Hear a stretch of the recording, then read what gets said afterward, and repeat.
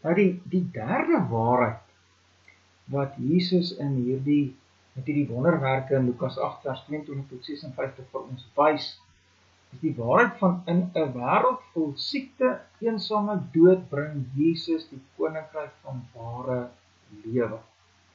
Nou daardie waarheid sien ons in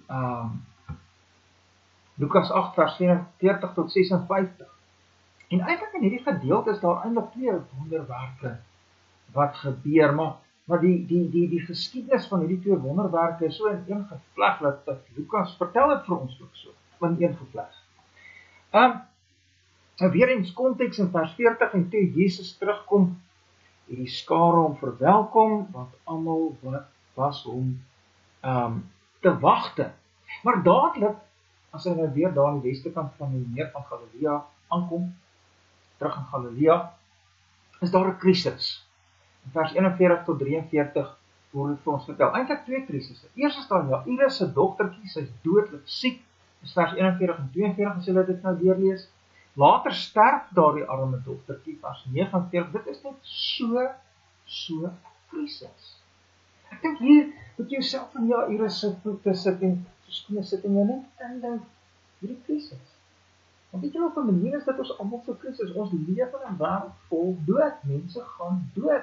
En ons geliefdes gaan dood. Hoekom is dit so? Wel, dis na daardie rebellie in die koninkryk van Genesis 3 dat dood 'n werklikheid in ons lewens geword het. Dis die wêreld waar ons is. Ons kan nie daaruit ontvlug nie.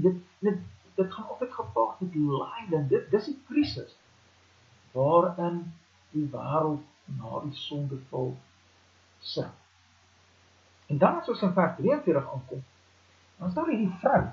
Ons weet nie wat is haar naam nie, haar naam word nie genoem nie. Sy ly al 12 jaar aan bloedvloeie. Geen dokter kry haar gesond gemaak. Dis vers 43. Nou, 'n mens moet so 'n bietjie in diepte ingaan in hierdie vrou se situasie, want volgens die Here se seremoniele wet is hierdie vrou onrein.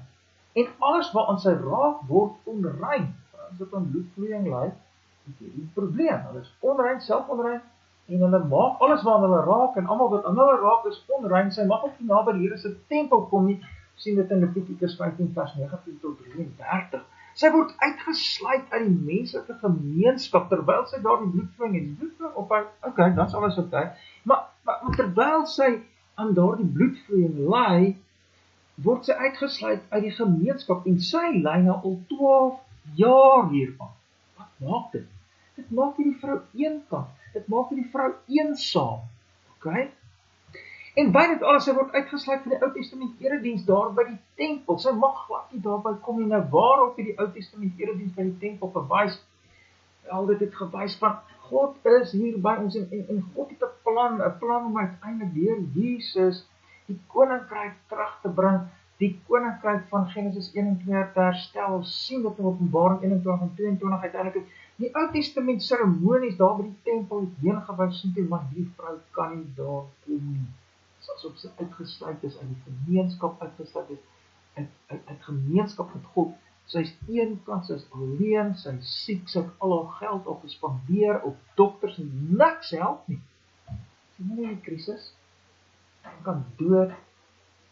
Aan die ander kant iemand wat eintlik so goed soos dood is. Een kant alleen, en dis wat dood aan jou doen. Dood met mense doen, dit maak jou alleen. Dis wat hierdie vrou beleef.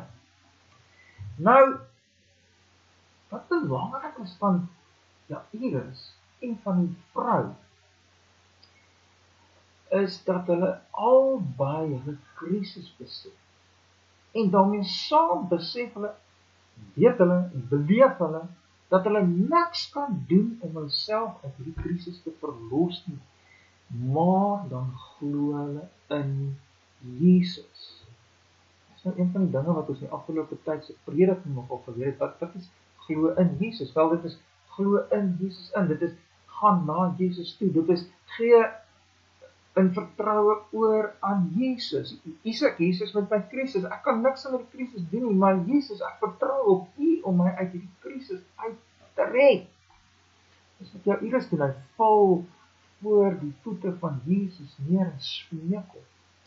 Hierdie vrou sê, as ek net aan sy kleed kan raak, dan sal ek genees word. Daar's by beide van hulle hierdie in vertroue oorgee aan Jesus. En wat leer ons dan in hierdie wonderwerk?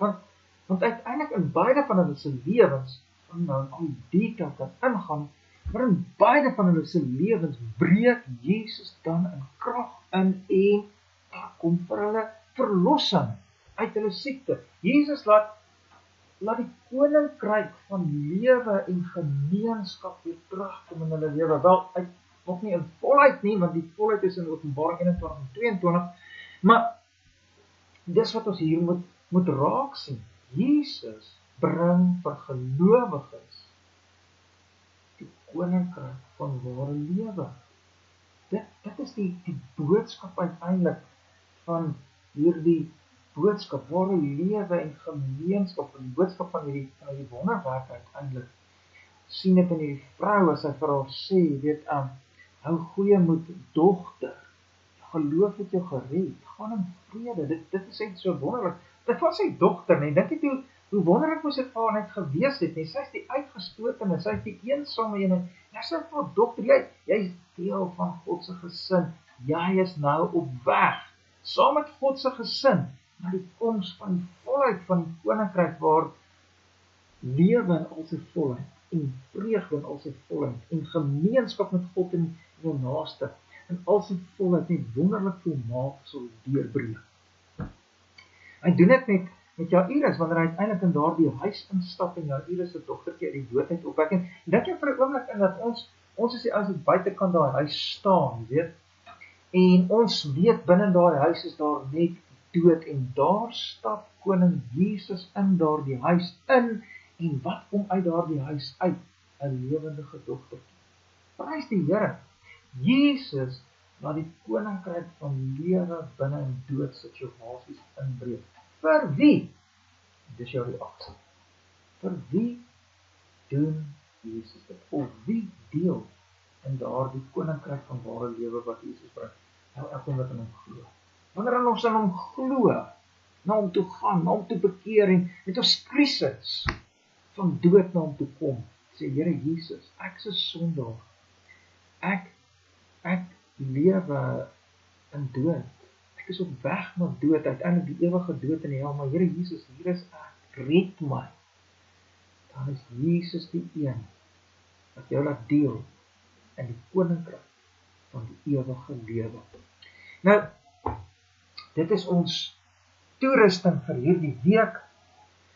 Ek word reg opgewonde oor hierdie Jesus, en ek wil in hom glo. Ek wil by hom wees, en mag dit ook so wees vir jou en vir jou huisgesin. Goed gaan.